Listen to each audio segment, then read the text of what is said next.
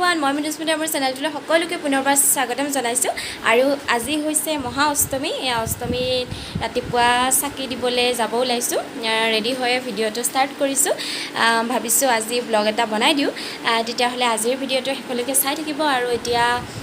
ক'ত যাওঁ চাকি জ্বলাবলৈ তাকে গোটেইখিনি আপোনালোকক দেখুৱাম তেতিয়াহ'লে চাই থাকিব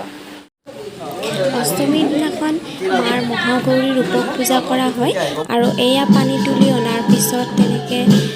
দেৱী মাক নদীৰ পানীৰে স্নান কৰোৱা হয়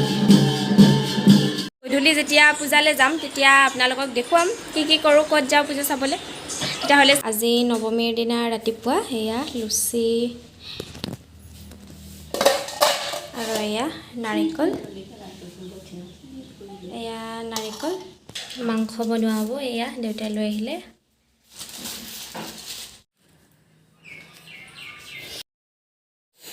আৰু এয়া হৈছে নৱমীৰ দিনা ৰাতি উঠা কেইখনমান চেলফি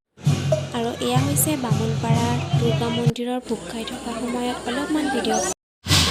বেজপাৰাৰ দুৰ্গা পূজাৰ নৱমীৰ দিনাখন ৰাতি এনেকৈ নাগাৰা নামৰ অনুষ্ঠান আছিলে সেয়েহে অলপমান ভিডিঅ' কৰি ৰাখি দিলোঁ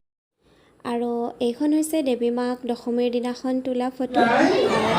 মাৰ ওচৰত গ'লোঁ আৰু এয়া দাদাৰ লগত বেজপাৰাত সেৱা লৈ বামুণপাৰালৈ গৈ আছোঁ আৰু এয়া হৈছে বামুণপাৰাৰ দুৰ্গা মন্দিৰ আৰু কেইখনমান চেলফি আপোনালোকলৈ আগবঢ়ালোঁ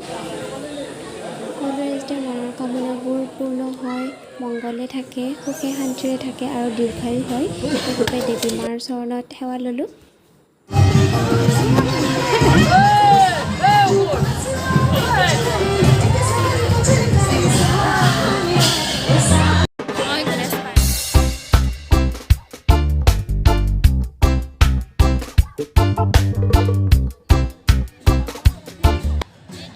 আৰু এয়া মাক বিসৰ্জন দিয়াৰ সময়ত বহুত মানুহ হৈছিলে তাকে অলপমান ভিডিঅ' কৰি ৰাখি থলোঁ